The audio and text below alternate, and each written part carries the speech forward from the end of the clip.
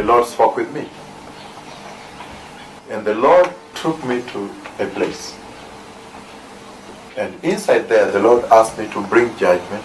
The earthquake was so massive. I see one tall building with glass windows.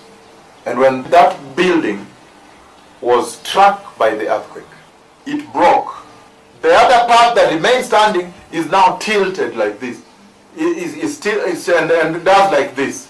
And the Lord said, these are the signs of the coming of the Messiah.